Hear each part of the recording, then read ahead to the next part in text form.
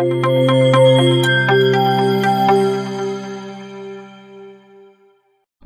अस्सलाम वालेकुम। So last time हम लोगों ने बात की थी कि किस तरह आप एक सिंगल न्यूरॉन को कैरस में मॉडल कर सकते हैं।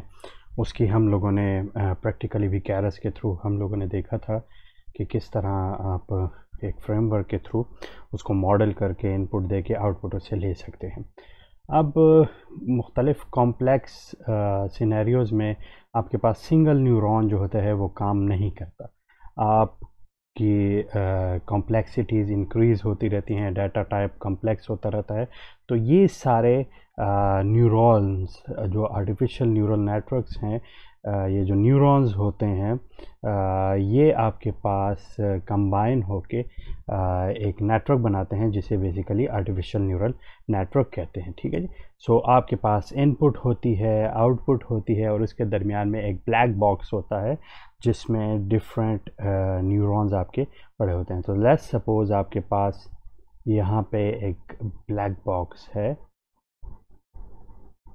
उस ब्लैक बॉक्स को आप बाहर से डिफरेंट इनपुट्स देते हैं, इनपुट 1 2 3, और इसी के मुताबिक ये आपको एक आउटपुट देता है। और अंदर जो है आपके पास न्यूरल नेटवर्क कनेक्टेड है। तो आप इस न्यूरल नेटवर्क्स को इस जो अंदर जो इसका न्यूरल नेटवर्क है, इसको किस तरह मॉडल करोगे, प्रोग्रामिंग में इसको किस तरह लिखोगे। तो अंदर जो इसके न्यूरल नेटवर्क है वो डिफरेंट लेयर्स पे मुश्तमिल होता है। सो अगर आप इसे देखें तो इसके अंदर आपके पास जो मॉडल है बेसिकली वो कंपोज करता है। आपके पास इनपुट आ रही है आपके पास, और इनपुट के साथ ही यहाँ पे आपके पास लेयर 1 है। इसी तरह आपके पास यहाँ पे लेट्स से लेयर 2 आ गई। ठीक है। इसको यहाँ से इनपुट मिल रही हैं, तो इनपुट इसको बाहर से मिलेगी। मैं लिख लेता हूँ यहाँ पे एक और लेयर ले लेता हूँ जिसे मैं इनपुट लेयर लेता हूँ, और यहाँ पे जो लास्ट लेयर है इसे मैं ले लेता हूँ आउटपुट लेयर। ठीक है। तो ये हुई मेरे पास इनपुट लेयर और ये हुई आउटपुट लेयर। इसके दरमियान में मेरे पास ये कुछ लेयर्स हैं जो कि इंटरनली कनेक्टेड हैं डिफरेंट न्यूरॉन्स के थ्रू। तो अब मैंने अगर इसमें एक लेयर को बनाना है, ठीक है, ये एक लेयर है और इसको एक इनपुट आ रही इनपुट की एक लेयर है, वो आगे जाके न्यूरल नेटवर्क्स के साथ कनेक्टेड और वो आउटपुट देती है। तो मैं सिंपली कैरस को इंपोर्ट करके यहाँ पे मैं प्रोग्राम लिख लेता हूँ।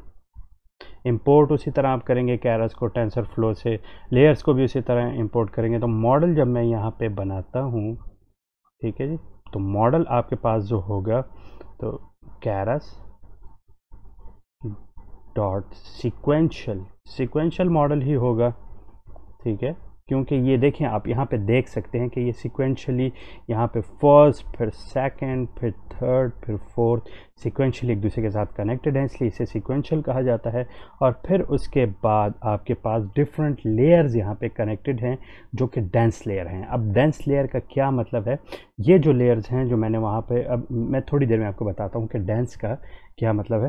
तो ऊपर आपने यहाँ पे लेयर्स भी इंपोर्ट की थी जो कि मैंने TensorFlow.keras से इंपोर्ट की थी। लेयर्स पिछले प्रोग्राम में भी आपके पास है, तो वो जब आप यहाँ पे लिखेंगे तो लेयर्स में, ठीक है, सॉरी, मैं इस तरह करता हूँ कि हर एक लेयर को डिफरेंट कलर देता हूँ। तो ये फर्स्ट लेयर है मेरे पास, ये वाली। तो यहाँ पे मैं लेट से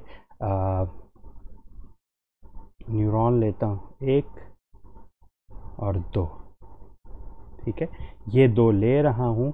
और इनपुट के ऊपर आपके पास जो इनपुट्स हैं ये आ रहे हैं आपके पास 1 2 और 3, ठीक है जी, 3 इनपुट्स कनेक्टेड हैं। और आपके पास जो कि आगे सिग्नल दे रहे हैं और ये इस तरह कनेक्टेड हैं कि ये इसको देता है, इसको भी, और इसके साथ भी कनेक्टेड है। सिमिलरली ये इसके साथ और इसके साथ कनेक्टेड है। सिमिलरली ये भी जो है इन दोनों के साथ कनेक्टेड है। तो ये आगे आके इन दो को, ये इनपुट लेयर हो गई और ये मेरे पास फर्स्ट लेयर हो गई कि जिसको मिल रहा है यहाँ से इनपुट, और ये आगे फिर फॉरवर्ड कर रहे हैं। तो चूंकि ये मेरे पास, मैं इनको रेड में यहाँ मॉडल कर रहा हूँ, सिमिलरली इनको मैंने यहाँ पे इनपुट जो लेयर है इसके न्यूरॉन्स को मैंने ब्लैक में लिख लिया। ठीक है, ये आगे फिर आउटपुट देंगे और वो आउटपुट जो है वो आगे मूव कर जाएगा। ठीक है, तो अब ये जो लेयर है मेरे पास, इसे मैं लिखता हूँ यहाँ पे लेयर्स डॉट डेंस।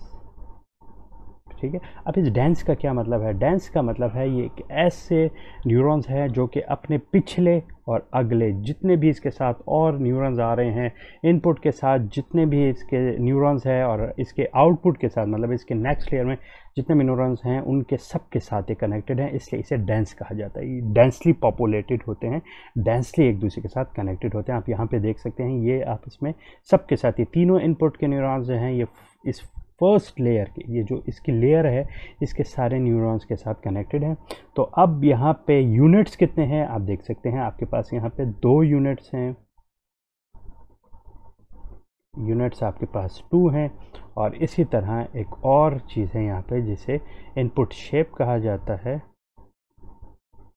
दरमियान में मैं ये कुछ जगह छोड़ रहा हूँ, इसका भी कुछ वजूहात हैं, फिर मैं बाद में बताता हूँ, या मैं इस तरह करता हूँ कि अभी इसको डिस्कस नहीं करता। इनपुट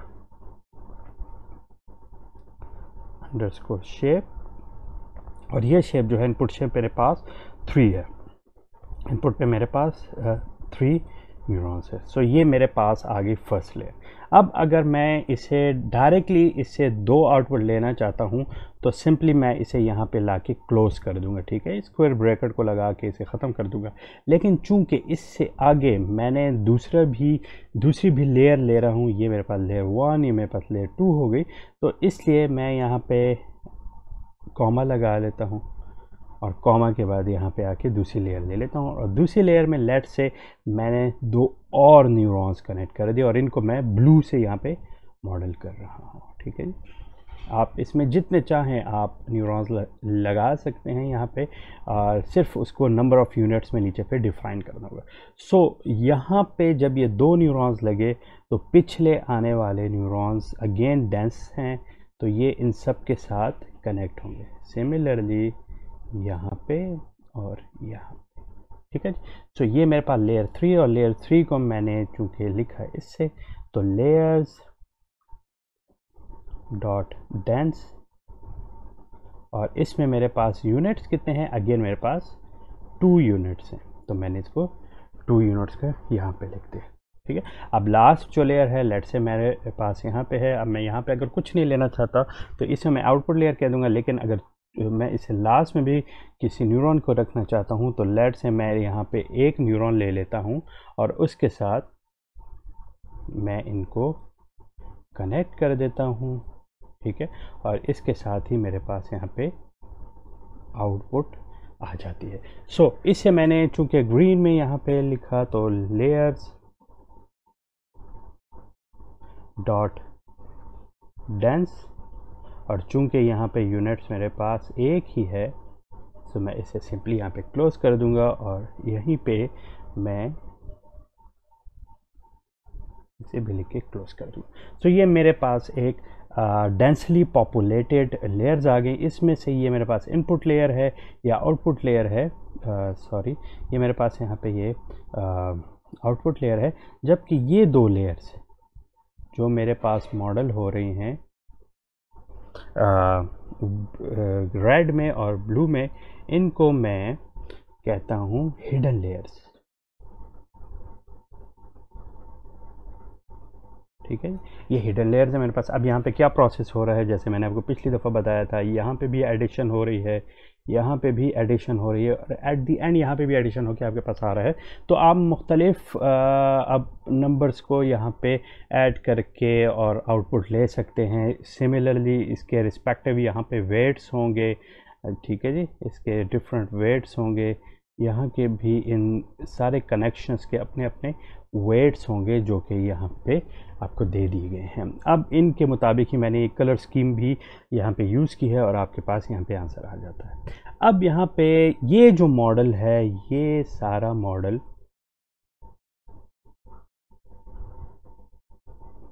ठीक है, यही सारा मॉडल जो है आपके पास, ये actually inside of this box ये लाई करता है और इसे मैं कहता हूँ आर्टिफिशियल न्यूरल नेटवर्क। और जितने ही मैंने इसकी ये इंक्रीज़ करता रहता हूँ लेयर्स, तो उसके मुताबिक ये डीप होता जाता है, इसकी कम्प्लेक्सिटी इंक्रीज़ होती रहती है। लेकिन अभी भी इसमें एक प्रॉब्लम है।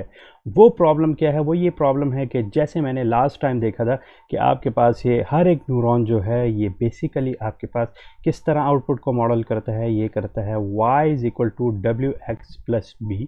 ठीक है, यहाँ पे ये W आपके पास अगर एक है न्यूरॉन तो इस एक को भी लिख सकते हैं। अगर आपके पास ये वेक्टराइज फॉर्म में लिख रहे हैं तो W का आपके पास पूरी जो मैट्रिक्स फॉर्म में है या वेक्टर फॉर्म है वो, X जो है आपके पास वो, और B जो है कैपिटलाइज फॉर्म में, तो ये भी आप इसे लिख सकते हैं। तो आप इधर देख सकते हैं कि ये आपके पास लीनियर इक्वेशन है। तो लीनियर इक्वेशन में मसला क्या होता है, यहाँ पे एक बहुत बड़ा प्रॉब्लम आ जाता है। मैं नीचे चला जाता हूँ।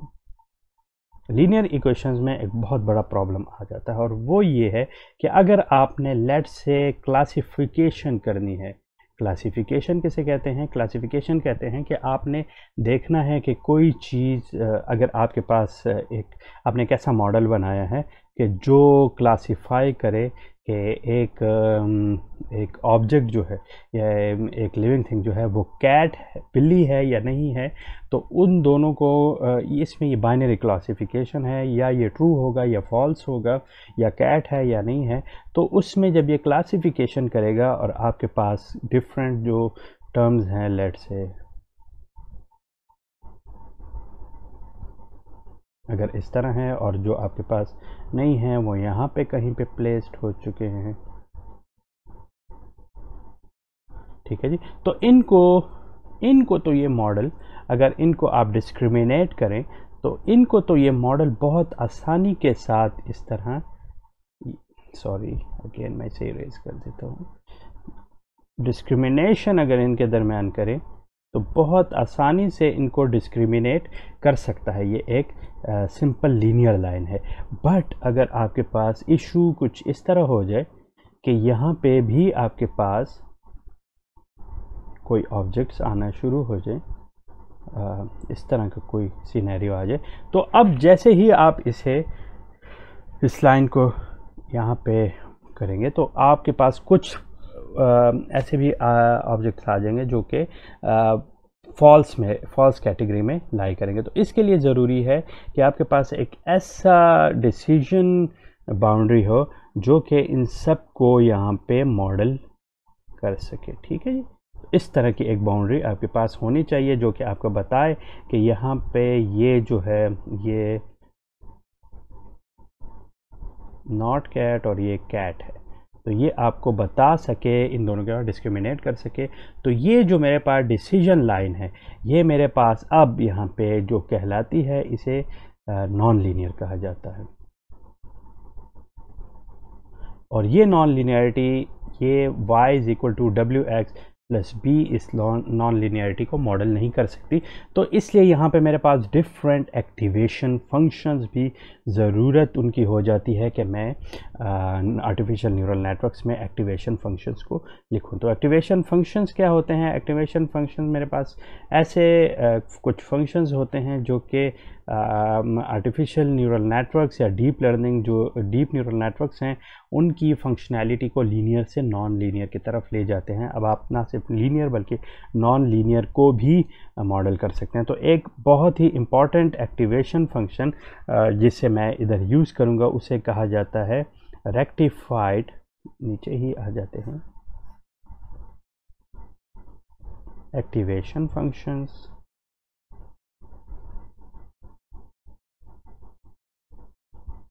तो एक्टिवेशन फंक्शन में जो सबसे इम्पॉर्टेंट है वो है रेक्टिफाइड लीनियर यूनिट, और इसे कहा जाता है वैल्यू। ठीक है, वैल्यू भी कहा जाता है। अब वैल्यू क्या चीज़ होती है, ये आपके पास इस तरह रेक्टिफिकेशन, इस तरह का फंक्शन होता है कि जो आपके पास वैल्यू 0 से कम आती हैं, उन 0 से कम आती हैं, ये इनको इग्नोर कर देता है, जबकि हायर देन 0 वैल्यू जो होती हैं ये उनको मॉडल करना शुरू कर देता है। ठीक है, आपके पास हायर वैल्यूज़ को तो लेता है, जबकि लोअर वैल्यूज़ को इग्नोर करना शुरू कर देता है, और इसको हम मॉडल कर सकते हैं mathematically max of 0 to x कि इनमें से या तो ये पॉजिटिव वैल्यू लेगा या 0 वैल्यू लेगा, इनमें से कुछ भी नेगेटिव वैल्यू ये नहीं लेगा। तो रेक्टिफाइड लीनियर यूनिट जो है इसे बहुत ज़्यादा यूज़ किया जाता है। इसके अलावा एक और जो एक्टिवेशन फंक्शन है उसे कहा जाता है सिग्मॉइड। सिग्मॉइड को भी यूज़ किया जाता है, और सिग्मॉइड फंक्शन जो होता है वो इससे थोड़ा डिफरेंट होता है, और वो थोड़ा आके आपके पास इस तरह का फंक्शन होता है। ठीक है, तो यहाँ पे या वो 0 होता है या वो 1 होता है, और मैथमेटिकली जब इसे लिखा जाता है तो that would be 1 plus exponential of minus x. अगर मेरे पास ये x हो, सिमिलरली यहाँ पे भी ये x है। ठीक है, और दिस इज लेट से y, तो दिस इज y अगेन। तो इन दोनों में फ़र्क क्या है ये मैं आगे चल के आपको बताऊंगा, क्योंकि जब हम यूनिट्स को ट्रेन करते हैं, अभी तक हमने ट्रेनिंग के बारे में नहीं पढ़ा, लेकिन इसमें एरर आता है और एरर के बाद उसे ट्रेन करना पड़ता है। ट्रेनिंग के डिफरेंट एल्गोरिदम्स होते हैं जिसमें डिफरेंशियल बहुत ज़्यादा इम्पॉर्टेंट होता है, डिफरेंशिएशन। ठीक है, डिफरेंशियल लेना या डेरिवेटिव लेना। ठीक है, तो डेरिवेटिव में इशू ये आना शुरू हो जाता है कि ये बहुत ज़्यादा यहाँ पे स्मूथनेस होती है, जबकि बाज़ जगहों पे स्मूथनेस नहीं होती, और इस तरह जब आप कोई एक्टिवेशन फंक्शन यूज़ नहीं करते तो आपके पास डिसीजन बाउंड्री कुछ इस तरह की होती है। ठीक है, सडन जंप्स आना शुरू हो जाते हैं, और चूंकि इस सडन जंप्स की जो डेरिवेटिव है वो इन्फिनिटी आना शुरू होता है, इसका आप डिफरेंशियल नहीं कैलकुलेट कर सकते, इसका स्लोप आपके पास इन्फिनिटी है, इसलिए वहाँ पे इश्यूज आना शुरू हो जाते हैं। तो हम क्लासिफिकेशन में और इस तरह के डिफरेंट प्रॉब्लम्स में रेलू और सिग्मॉइड को बहुत ज़्यादा यूज़ करते हैं। इसके अलावा एक और भी है जिसे सॉफ्ट मैक्स कहा जाता है, थर्ड जो है सॉफ्ट मैक्स।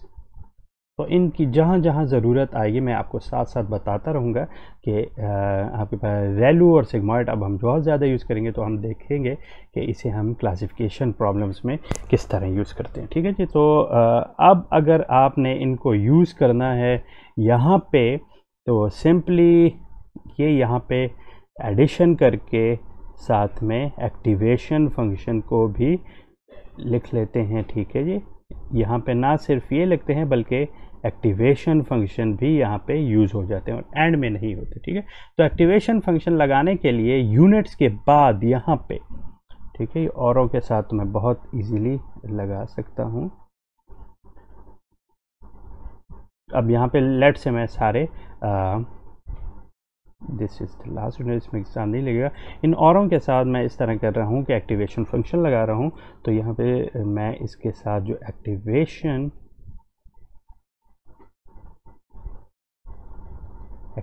लिख के सिंपली मैं इसके साथ यहाँ पे लिख लूँगा रेलू। तो ये इसे पता लग जाता है कि यहाँ पे ये रेलू फंक्शन है जो मैंने यहाँ पे लगा दिया। इसके साथ एडिशन के बाद ये रेलू के थ्रू इसे ऐड करके फिर रेलू फंक्शन को दे देता है। सिमिलरली अगर मैंने यहाँ पे इसे लगाना है तो मैं इनपुट शेप से पहले इसे यहाँ पे यूज़ करूँगा। ठीक है जी, इनपुट शेप से पहले यहाँ पे यूज़ करूँगा। So activation again activation equal to ReLU. ठीक है, एंड फिर इसके बाद ये लग जाएगा। तो हम जब ये प्रोग्रामिंग एग्जाम्पल में देखेंगे तो बहुत इजीली हमारी समझ में आ जाएगा कि हम किस तरह इनको डिप्लॉय कर सकते हैं। सो आज हमने देखा कि डीप न्यूरल नेटवर्क्स क्या चीज़ होते हैं, ये क्यों यूज होते हैं, और एक्टिवेशन फंक्शंस का क्या काम होता है। दो बहुत important activation function, rectified linear units और सिग्मॉइड फंक्शंस को हमने देखा।